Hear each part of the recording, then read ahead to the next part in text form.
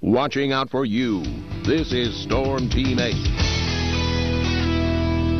Good weather this weekend. Temperatures a little bit warmer than they were yesterday with more humidity in the atmosphere, but for a Father's Day, we did all right. Here's a look outside right now. A little bit of a haze with higher dew points now across West Michigan.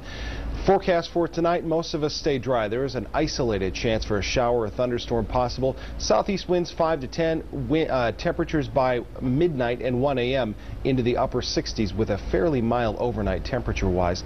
This is a look at Storm Track Live. Keeping an eye on a couple of things. One, we've got a little thin batch of showers pushing off to the east here, which could affect Big Rapids and northern parts of US 131 in our viewing area in about half an hour to 45 minutes. Also, this is interesting. We've got some thunderstorms. In fact, one of them briefly severe here on the other side of Lake Michigan.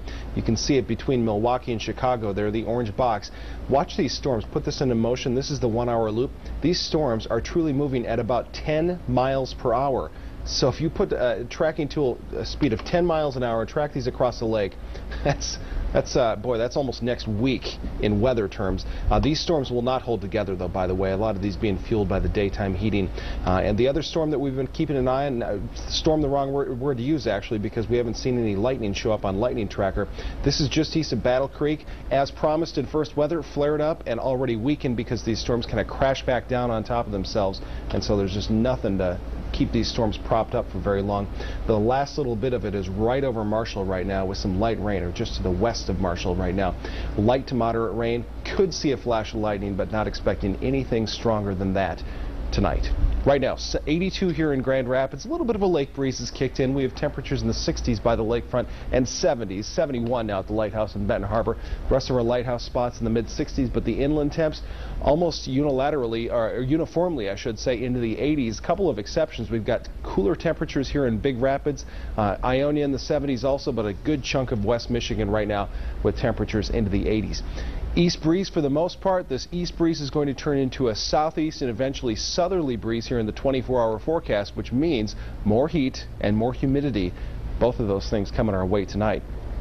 Overnight, a couple of scattered light rain showers or thunderstorms. Again, severe weather pretty much out of the question. In fact, strong storms out of the question, I think, too.